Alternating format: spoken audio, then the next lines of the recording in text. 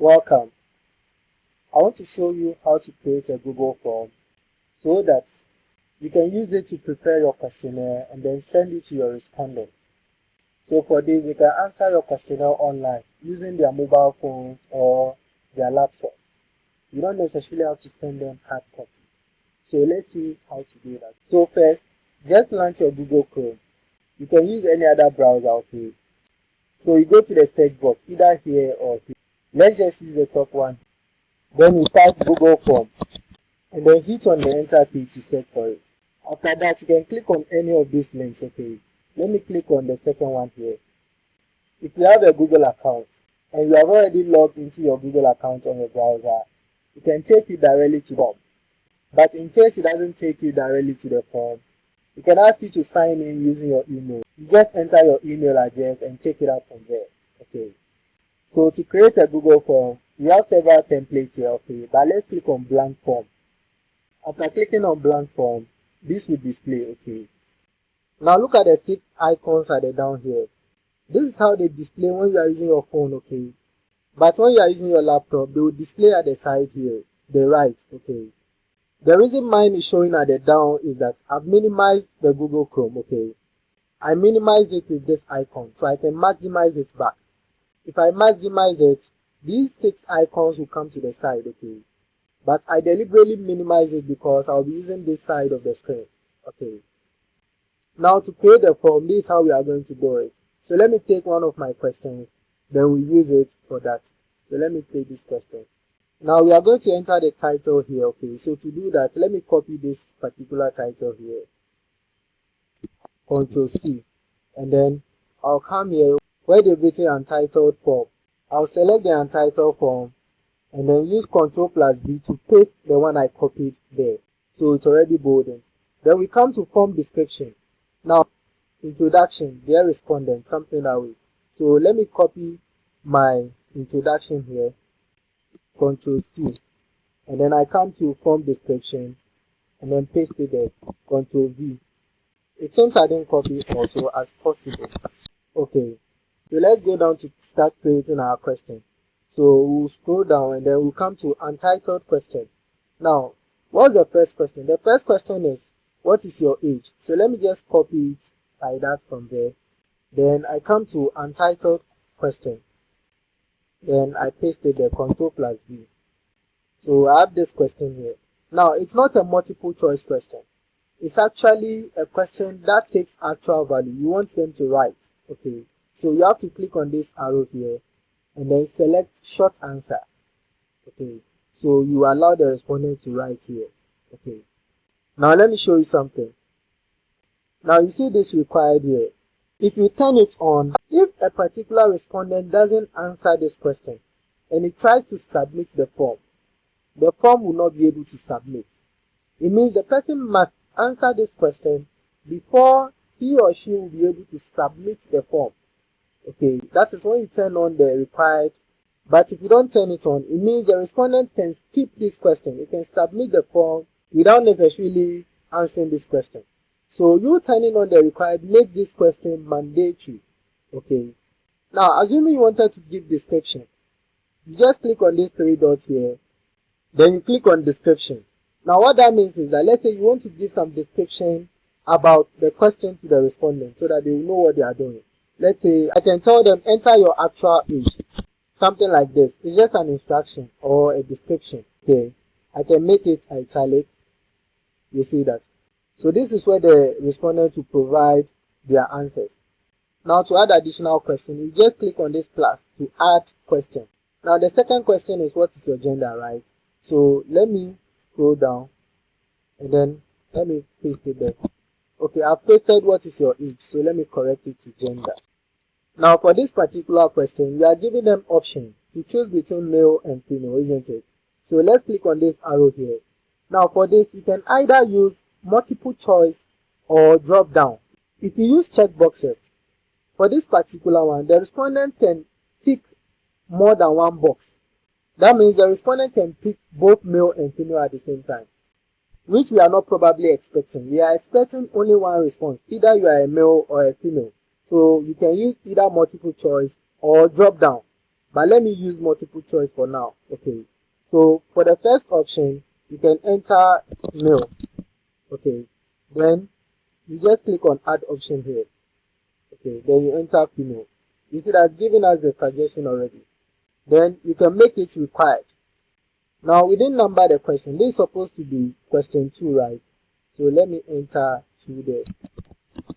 This is question 2. Then this one was the first question, question 1. So 1. You see that? Then let me scroll down. Then I'll click here. I'll click on the plus to add additional question. Okay. So when I click on this plus, I can add a new question. So the third question is, what is your marital status? So let me copy it from here. Control C. Then I'll just paste. Control V to paste. Okay, I'm not expecting 1 here. Let me make it question 3. You see that? Your marital status. So we enter the first, then add option. The second option will be married. Then this option will be divorced. Then we make this option widowed. So we can make the question required. Then we click on the plus to add another question. So this question is, what is your monthly income? So let me just copy it from here. So I'll just paste the question here. But this particular question requires you enter the actual value. You can just click on this arrow and then select short answer, not paragraph. Okay. And it's question number 4. So 4. And then let's make it required. Okay. Then let's look at the next question. Now the next question is under another section. That is section 2. You see that, work and lifestyle. So we are going to create a new section here. Okay, so you don't click on this plus for now.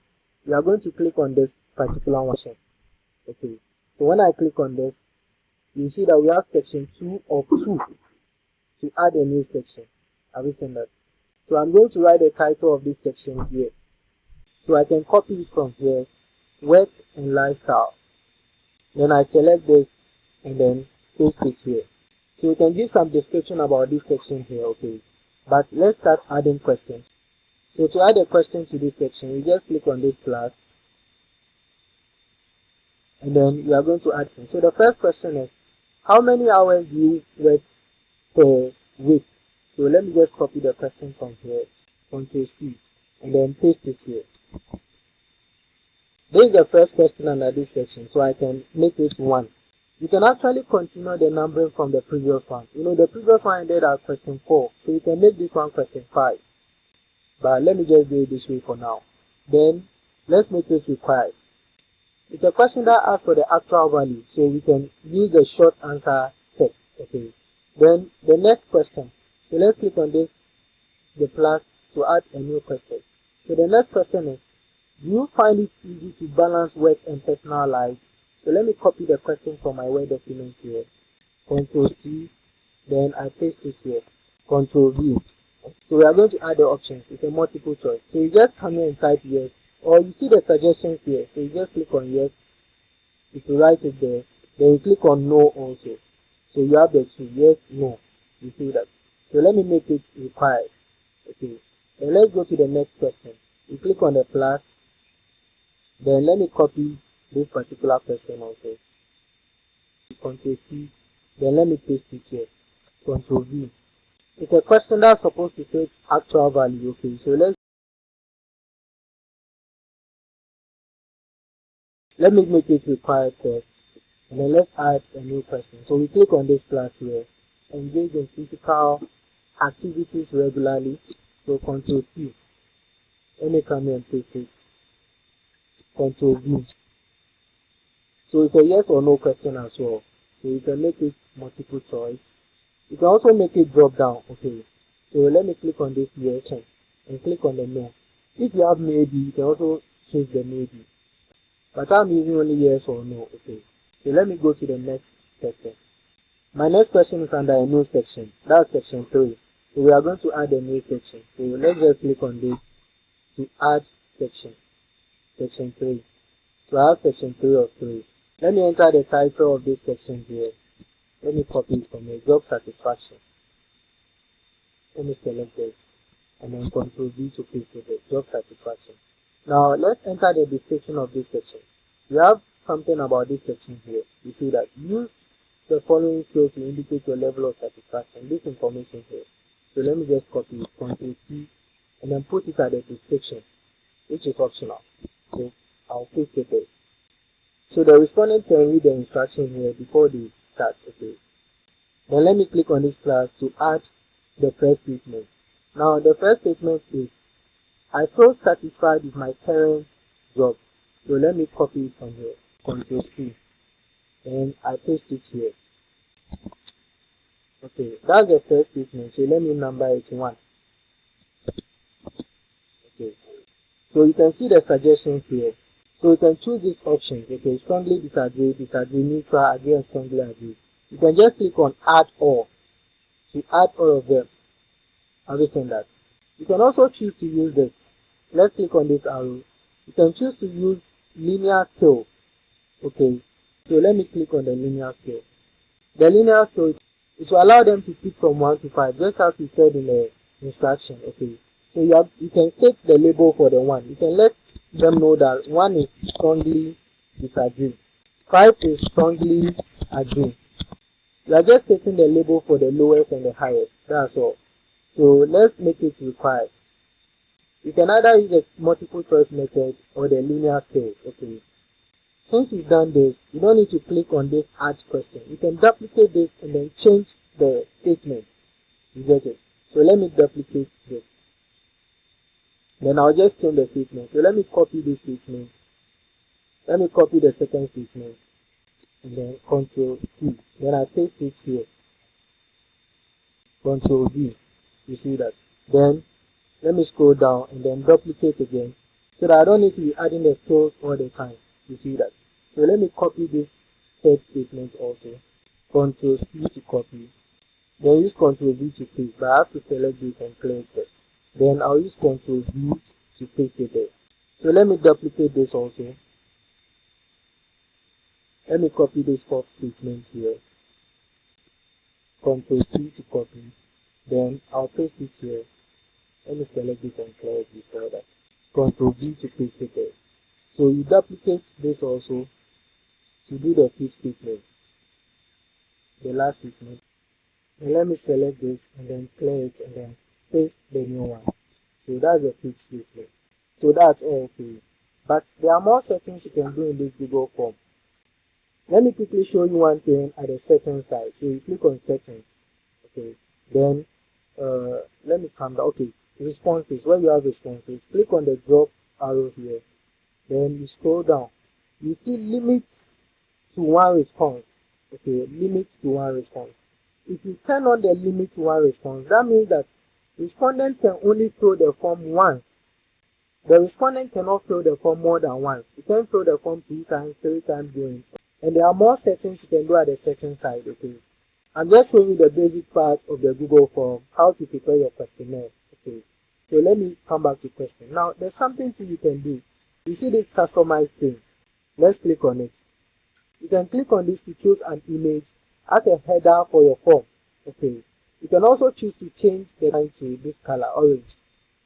And then the background. Then I'll click on apply. So you see that the color has changed. And then if you want to send the link of the questionnaire to your respondent to fill, you just click on this particular arrow, publish. Okay. Click on this to copy the link that will be sent to respondents. Okay, let me click on it. So this is how the link will come. You can shorten it. You see that the link is very long. You can shorten URL. So you just check this box to shorten it. So when it's short, then you can copy it. You just click on copy. So you have the link copied to your clipboard. So whoever you want to send it to or wherever you want to send it to, you just go there and paste. Okay, let me try pasting it here for you to see. Ctrl V. So you see this is the link.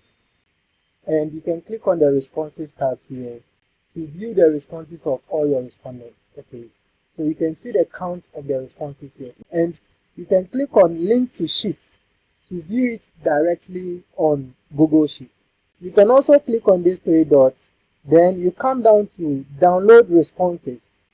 So the responses will be downloaded as CSV file, okay, which you can open in Excel. So that's it. Okay.